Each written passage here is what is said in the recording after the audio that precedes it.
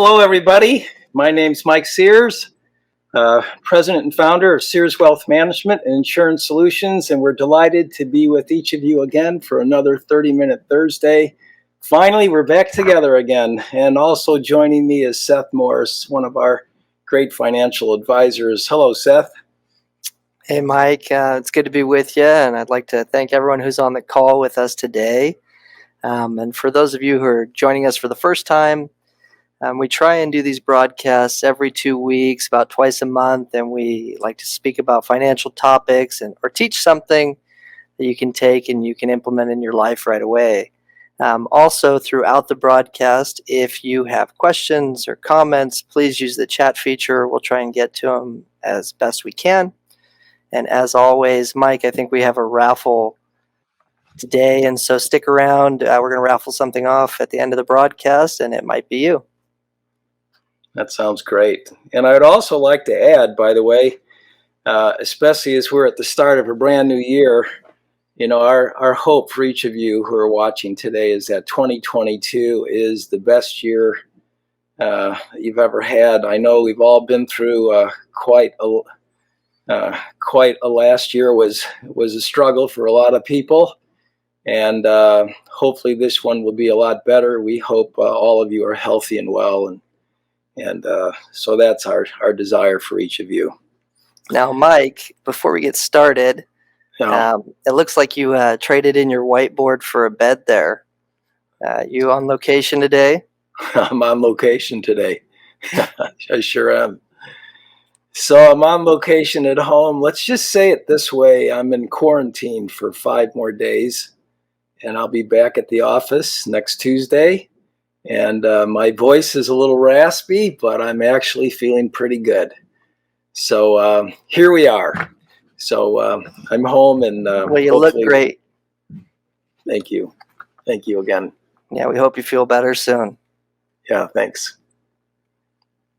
Well, I think we're switching gears a little bit today. I think many of you have seen what our topic is. Our topic is, what is the purpose of money in our life?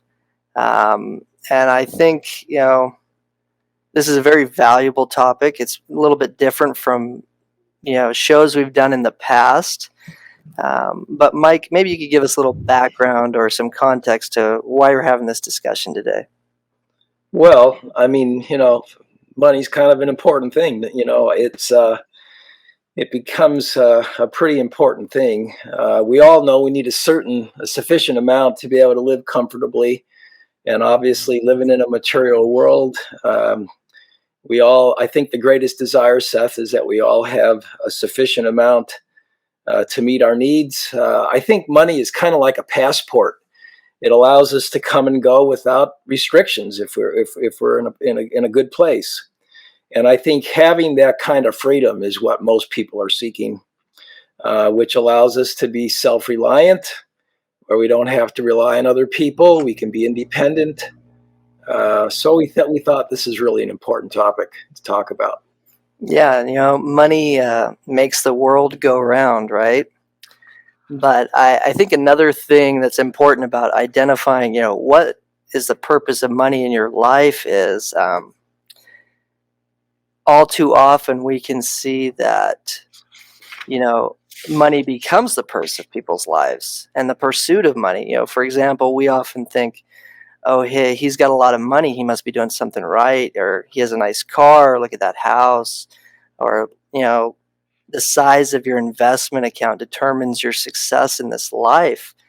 And don't get me wrong, those things can all be really good, and we really enjoy those things, and those things can make life really nice, but that's not what it's all about. What do you think about that, Mike? Well, I think that's a profound insight that you taught us. The world does give us that kind of identity. I mean, funny, you're driving down your neighborhood, someone gets a brand new car or a brand new vehicle, and the first thing you're thinking is, I'd kind of like to have one of those too. And but if you think about it, there's really 2 polar sides to this. If we're to the poor the worry for that group, Seth, is, do I have enough? Will I have enough? That's a worry on one side. And for those that are wealthy or more well-to-do, the worry is losing the lifestyle that is attached to the wealth they've created. So I think the real key, and really one of the things that prompted this discussion for today, is how does one create a healthy balance financially between those two? And I think that's what we're trying to talk about today. Yeah, and I think one of the big pieces to establishing that balance is understanding what our values are, right? And Yeah. living our lives in alignment with those values. Then we can use the money to live congruent with those values, essentially. I think that's right. I think that's exactly right. So I don't know, when we think about values, I think to myself, what are values? I think values, Seth, are the deep set of beliefs that one has about the important things about how they live their life. For example, here's a list of values that we could talk about. In fact, I have a list of them. I'd have brought them up, but I thought I'd just talk about them. Loyalty would be a value. Compassion, integrity, generosity would be a value. Trustworthiness, honesty, spirituality would be a value for some people. Selflessness would be another value. Courage, empathy. I like this value, Seth, humility. We have in our family Grandpa Burgess. If you were to ask all the grandkids who's the humblest and kindest man they know, they would say him. And so there's a whole list of values that I think one would want to identify, or many that would be important to you to have. Now, Mike, you listed a bunch of values there, but I noticed you didn't say money or wealth. Now, why is that? Well, that is interesting. Money isn't a value. Neither is being poor a value, or wealthy for that matter is a value. But as I picked on one of them and I said, but generosity, which may play into the idea of our topic today of what is the purpose of money in your life. Being generous, generosity is a value. A person who is selfless, putting the needs of other people first, that's a value. I don't think I read this one off. Self-reliance could also be a value. The ability or the desire to be self-sustaining and to be independent. So I think, Seth, my experience is that when a person lives in harmony with their values, they're happy. So with that in mind, I thought of all the values. I mean, and by the way, each of you who are listening today, the idea is not for Seth and I to tell you what your values are or which ones to even choose from. But what we are saying is, without a set of values, it's like having a boat without an anchor. We want to attach ourselves in our lives to something that really matters. And that brings stability, it brings joy to us, it brings happiness to us.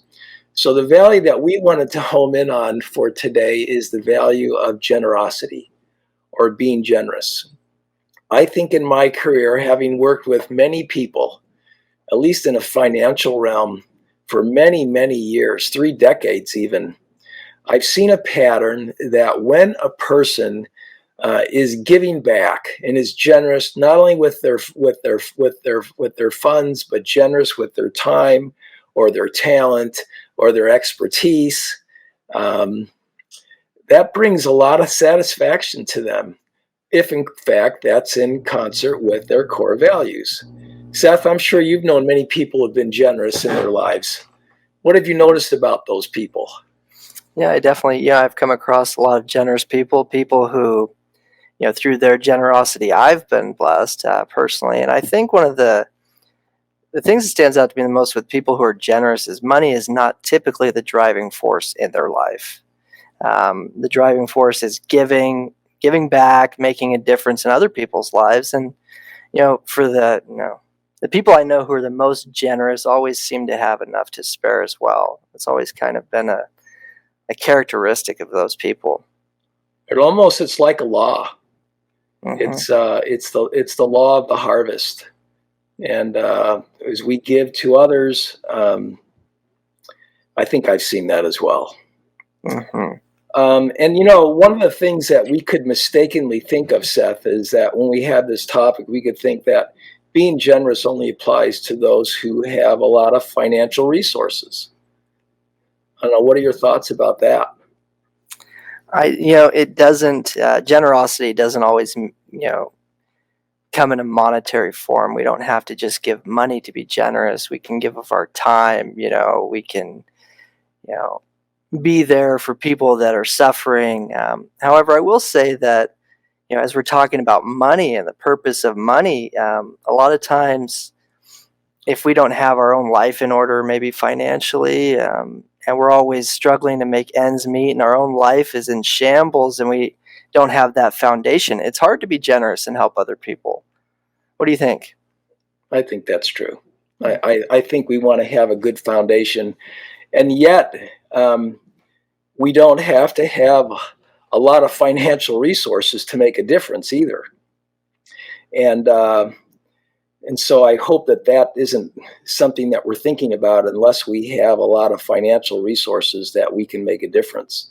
I mean, think of the various ways that one can be involved in many important causes and charity work, volunteer work, maybe even visiting a hospital and reading to children. Um, and so I don't know. I think there's a quote that we were talking about earlier, Seth, that maybe kind of typifies some of this thinking here. Yeah, and before I get to that, we did have one comment. They said we can change a person's life by how we treat them and not always what we do for them. Giving respect and kindness goes a long way. I think that's definitely true. Um, and yeah, thank you for that comment. And going to the quote, there's a quote Mike shared with me. It says, "One cannot help another climb to the top of the hill without also climbing to the top of the hill himself." Now, what does that mean, Mike? Well, first of all, climbing to the top of the hill by yourself is lonely. It's nice to take a lot of people with you, but what ends up happening is that the more you serve others, your whole life changes. I think we've, in our family, that's been a kind of a central theme of trying to give back as often as we can. And we're just happier, and we're less selfish. It's so easy to be greedy, and as we look for the needs of others, they're just all around us, and it can be anyone from just to someone who's begging for food on the street to looking for opportunities that where you can just make a difference somewhere. Um, I wasn't going to share this. But I will share it, I guess. I remember I was on a business trip, and I had gone for a walk, Seth, very early in the morning, and I had noticed, and it was a downtown area, and so I had noticed that as I had gone for my walk, that there was homeless people everywhere, people sleeping on the streets in a major downtown city. It wasn't Los Angeles, but it was another place, and all I could think about on my way home was, what could I do? What could I do? I've got a couple hours of time. And so what I did was, and I'm not telling you this story, by the way, those who are watching, I just want to teach something that really meant something to me and changed me. I had this idea to go to McDonald's and load up on food. I don't know how many, I think I had 7, 8, or 9 bags of food. And I thought, I wonder if I could give this food away this morning. And I just cannot tell you what an incredible experience I had. I just got in my car and I was looking for people that I knew were homeless, that hadn't had a meal for the night. I particularly remember going into a parking lot, and there was a guy that had a cart. All his life's belongings were in it. He was a handsome young man. He must have been in his early 20s. I rolled down my window and I said to him, would you be okay if I gave you something to eat? I mean, you just should have seen the look on his face. And I had that experience 7, 8, or 9 times that morning. It was a little thing, really, but I think I was trying to bless them, but the person who really was changed was me. It made me appreciate the things that I have in life. I don't, I never go to bed at night without thanking God for the fact that I have a place to live and that I have a family and I have children and grandchildren. I know some aren't so lucky, but it's made a big difference in my life. And with whatever means that I could, when I can, I try to share. And I don't know. I wasn't going to share that story, Seth. In fact, I shared with you before I wasn't, but I felt like I should. No, that's a great story. And, that you did that because generosity is one of the values in your life. And you used your resources to provide some charity to these people that were in need. That's a great story. I have a story. I was on the receiving end of something like that. You mentioned McDonald's. I remember I was a starving student, and I think I had a couple bucks. One night I was waiting for payday, and I think there's nothing at the house because me and my roommates weren't smart enough to buy groceries. And I said, okay, I'm going to go to McDonald's. I can get a burger or I can get a drink. I said, you know what? I really want a Powerade right now. So I went up and I just got the Powerade. And the guy at the window, he said, hey, this one's on me. And I'll never forget that. And just like those people that you served, will never forget that. Yeah.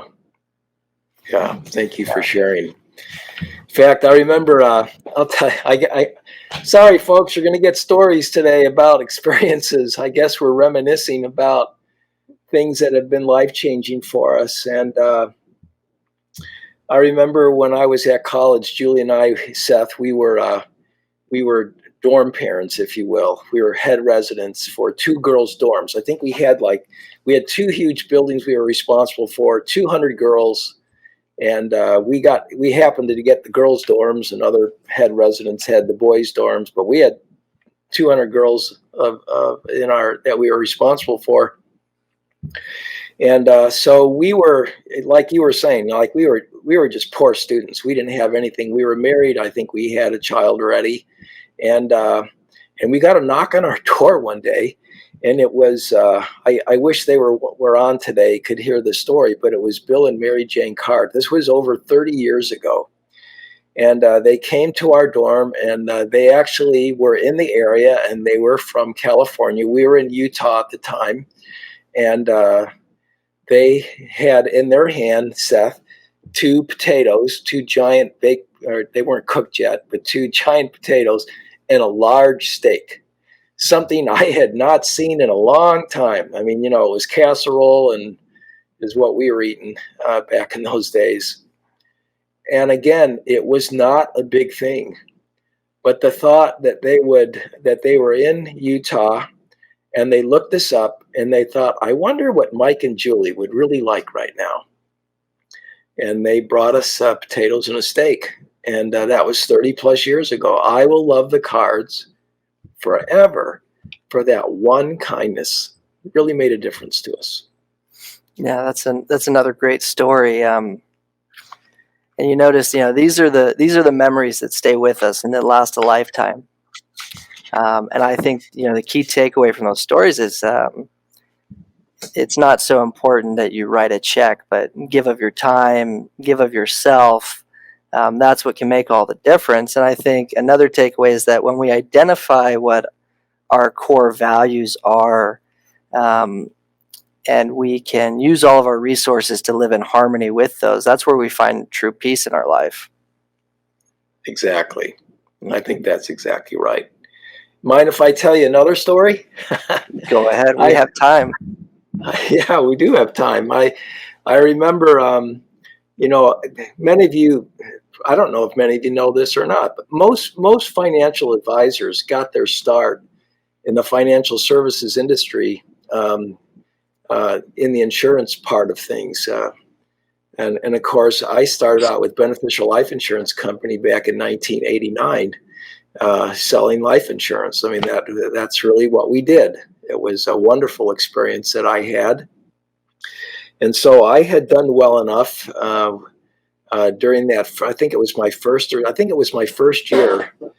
in the business where we qualified to go on a company trip. It was a company convention, Seth. I don't even know where it was, but we got to go for a week somewhere.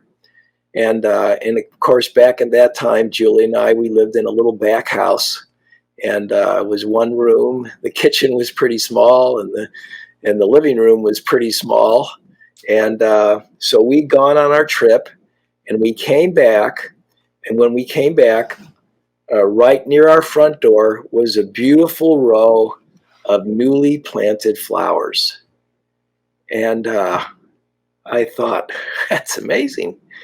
Who would have done such a thing? Well, I later found out that my company manager for Beneficial Life, while we were gone, he and his wife came to our house and planted those flowers. And again, like the experience I had with the cards, that was 1989. I still talk about it. I don't think it cost them too much money to go buy some of those little flowers. It cost them a little bit of money, but just the thoughtfulness, and I will love that family forever. So it's an amazing experiences that we can have when we talk about living our life in concert that is congruent with our values. Mm-hmm. Now, that's another great story, Mike, but that raises some questions in my mind. If your manager felt the need to go out and plant flowers in your front yard, how bad was your yard looking back in those days? Yeah, it was looking pretty shabby. Must have. Shabby. Yeah. Well, Well, kind of rounding back, we talked about some people, we can either know what our values are, and we can use our resources to live our lives in concert with those values, or we can make money the purpose of our life. I don't know, Mike, have you ever seen the movie Cool Runnings about the Jamaican bobsled team? Yeah, love it. Uh-huh. There's a scene in that movie where the coach, I think his name's Irv or Irwin Blitzer, he's sitting there, he's talking to one of the teammates, Doris Bannock. And Doris, he's talking to him, and he says, "Hey, Irv, I have a question to ask you." He says, "How come you cheated in the Olympics, in the prior Olympic Games?" He said, "You already had 2 gold medals, and why'd you cheat?" And he says something to the effect, he says, "I had made winning my whole life. And when you make winning your whole life, you have to win." And he said, "A gold medal is a wonderful thing, but if you're not enough without one, you'll never be enough with one." And I think when we make money the purpose of our life, or having material things, we're going to quickly find out that it's never enough. And so that's why we're having this discussion, so that people can, figure out what their core values are, figure it out now if you don't already know, and live your life in such a way that you do have meaning and you are, happy and at peace. I love that movie and I love that story. Yeah, I remember exactly what he said. And well, that's magnificent, that experience that we all have when someone serves us or when we serve others. And I think we're getting close to the end of our time together. We're maybe a little shorter than we normally are, and maybe this meeting today is a little bit different. But I would like to invite all of you to, maybe you can just go ahead and Google it if you're not sure what values you might want to even consider. But they're everywhere, and you can create your own. But create a list of what are the core values that drive your life. And then take some time. Maybe it's 30 days at a time, and say, this is a value that I want to shore up my life and be more congruent with that specific thing. or to become more like that person.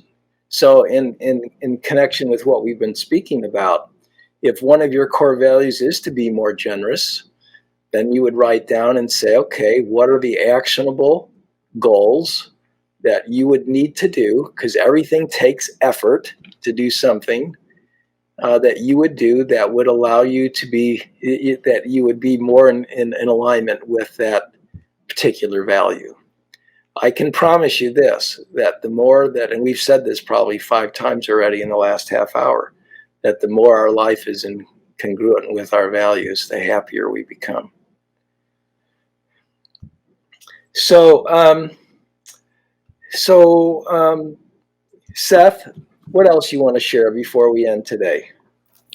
I think that's right. I mean, this was kind of, not the norm for us for our broadcast this week, but it was a nice discussion. And I think really, when we know you said it, when we know what our values are, we can set goals. And then we can use our time and our planning and our money to achieve those goals. And I think, when's our next 30-minute Thursday, Mike? 2 weeks? Yeah, January 27th at 4:30. Okay, and what's our topic that week? Do you have that? Yeah, we're going to talk about inflation in your retirement. So we're back. Love it. We're back to it. We're back to a financial topic. That's right. Yeah, by the way, I want to just say I see something that'd be worth mentioning. Someone mentioned one's core values should be very focused, not too many. Otherwise, we can become unfocused. I think that's right. Some good advice. We could have a large list of things and not accomplish anything. And I like the idea of just focusing on 1 or 2 at a time. And when I get good at that, maybe I can focus on another one. Yeah, that's great advice. Well, Mike, I believe, do we have a raffle winner today? We do. So the raffle winner is, drum roll please, Robert P. And Robert, I think you know who you are, and our team will be in contact with you soon. You have won a $25 gift card to the restaurant of your choice. And that's nice. That's beautiful. We're glad you won. Congratulations to you. Well, we look forward to seeing all of you in a couple of weeks. I know you're going to love this topic of inflation in your retirement. You know you're seeing it. You're feeling it at the gas pump for sure, and you're feeling it at the grocery store. So we're going to talk about that and how that impacts our day-to-day living, and those in retirement, how that will impact you. And of course, it doesn't do any good to talk about something we don't have a solution for. So let's focus on some of those solutions as well. Again, we wish all of you a very happy new year as we start out this new year. We're delighted to be with you today and look forward to seeing you in 2 weeks. Yeah. Have a wonderful day. Thanks, everyone. Thanks, Mike. Bye-bye.